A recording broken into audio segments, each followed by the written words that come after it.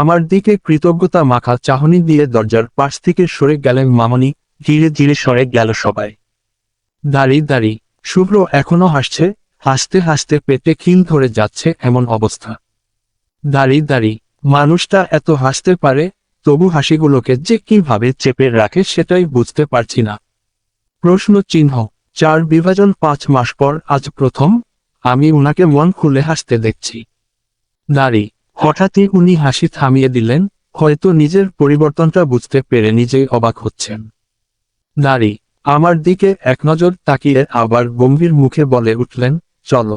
দাঁড়ি আমিও বাধ্য মেয়ের মতো উনার পেছনে পেছনে মামুর রুমের দিকে এগিয়ে যাচ্ছি।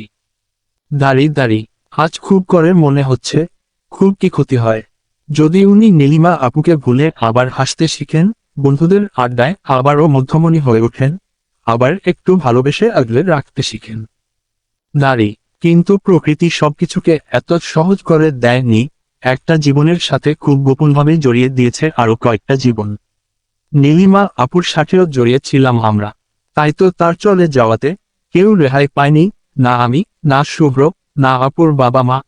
সবাই তার অগোছালো জীবনটাতে ক্লান্ত, শুধু একটা নীলিমার অপেক্ষায়। মামু বিছানায় হাতশোয়া হয়ে বই পড়ছিলেন। আমরা রুমে ঢুকতেই উঠে বসে আমাদেরও বসতে বললেন।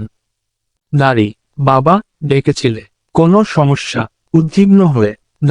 তোদের কোনো সমস্যা ছাড়া ডাকতে পারি না বুঝি? হালকা হেসে। না, তেমনটা না আসলে। থাক ওসব কথা, তোদের ডাকার প্রধান কারণ হলো রোদমা। আমি অবাক হয়ে মামুর দিকে তাকালাম। শুভ্রও হয়তো অবাক হয়েছে। সে আমার দিকে এক নজর তাকিয়ে মামুর চোখে চোখ রেখে বললেন, রোদ মানে? রোদমা, তোর সাথে অনেক অন্যায় আমি করেছি, তোর স্বপ্নগুলো আমার জন্য ঝাপসা হয়ে গেছে, কিন্তু না, তুই তোর স্বপ্ন পূরণ করবি। কালে একটা অ্যাডমিশন কোচিং ওকে অ্যাডমিট করিয়ে দিবে। শুভ্র, ভালো করে পড়াশোনা করো। আমার বৌমাকে আমি উচ্চশিক্ষিত হিসেবে দেখতে চাই। আমার মাথায় হাত রেখে। না মামু, তার কোনো প্রয়োজন নেই। আমি বাসায় পড়ে অ্যাডমিশনের প্রস্তুতি নিয়ে নিব। কোচিং এ ভর্তি হওয়ার দরকার নেই। একদম কথা না। আমি যা বলছি, যেভাবে বলছি তাই হবে। তুমি ভর্তি হবে মানে হবে। শুভ্র, তোমার কোনো সমস্যা আছে? না বাবা, আমি এক্ষুনি খোঁজ নিয়ে দেখছি কোন কোচিংটা বেটার। বলে বেরিয়ে গেলেন। উনার চোখে মুখে খুশির একটা ঝিলিক ছিল, হয়তো উনি এমন কিছুই চাইছিলেন। একটা দীর্ঘশ্বাস ফেলে বেরিয়ে আসতে নিলেই মামু আমার হাত চেপে ধরলেন। আমি তাকাতেই ছলছল চোখে পাশে বসতে ইশারা করলেন। আমি অবাক হলাম। মামুর এই ছলছল চোখের রহস্য খুঁজে পাচ্ছিলাম না। মামু আগের থেকেও শক্ত করে আমার হাত চেপে ধরে বলে উঠলেন, মা রে, বড্ড অন্যায় করে ফেলেছি তোর সাথে, পারলে ক্ষমা করিস। কিন্তু জানিস, এই অন্যায়ের জন্য আমার আফসোস হচ্ছে না।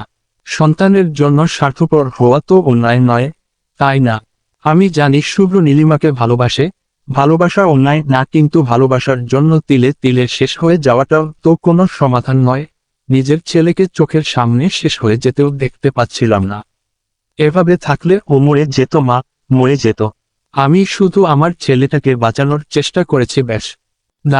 আমি মামুর দিকে তাকিয়ে আছি তীক্ষ্ণ চোখে। তার চোখে ছেলেকে হারানোর ভয়, অশ্রুজল মাখানো আর্তনাদ। হাতের উল্টো পিঠ দিয়ে চোখ মুছে একটা দীর্ঘশ্বাস ফেলে আবার বলতে শুরু করলেন উনি, তুই নিশ্চয় ভাবছিস, ছেলেকে বাঁচাতে যদি বিয়েটা খুব ইম্পর্ট্যান্ট ছিল তাহলে তুই কেন, তোর মতো বাচ্চাকেই কেন বেছে নিলাম, কোনো অ্যাডাল্ট মেয়েকে কেন নয়? আমি মাথা ঝাঁকালাম। উনি মুচকি হেসে বলে উঠলেন, এর পেছনে দুটি কারণ আছে। প্রথমত, আমি তোর চোখে শুভ্রর জন্য একটা গভীর মায়া দেখেছিলাম, যা শুধু শুভ্র মায়ের চোখেই ফুটে ওঠে বারবার। আমার মনে হয়েছিল এই মায়া শুভ্রকে বাঁচার একটা স্কোপ তৈরি করে দিবে, তাই তোকে বিয়েটা করতে বাধ্য করেছি। আর দ্বিতীয় কারণ, কৌতূহলী চোখে। দ্বিতীয় কারণটি হলো তুই দেখতে তোর মায়ের মতো, আর তোর আচার ব্যবহারও তার মতোই। এর সাথে বিয়ের কি সম্পর্ক? ভ্রুকুচকে অবাক হয়ে। মামু এবার হুহু করে হেসে উঠলেন। আমি এবার আরো অবাক হলাম। কি ব্যাপার? উনি হাসছেন কেন? দেখেছিস, এই যে ভ্রুকুচকে তাকালি, তোর মাও ঠিক এভাবে তাকায়।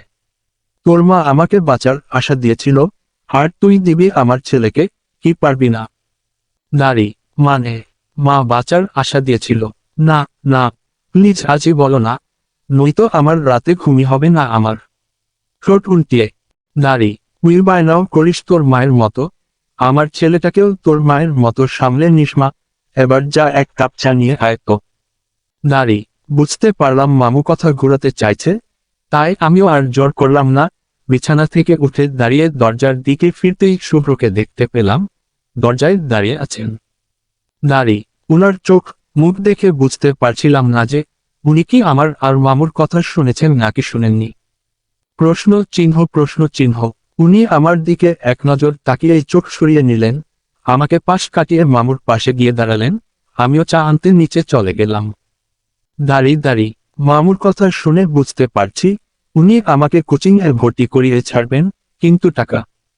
প্রশ্ন চিহ্ন প্রশ্ন চিহ্ন। আমি এত টাকা কোথায় পাবো? ভর্তি ফি, বই খাতা বাবদ 15-20 হাজার টাকা তো অ্যাটলিস্ট লাগবে।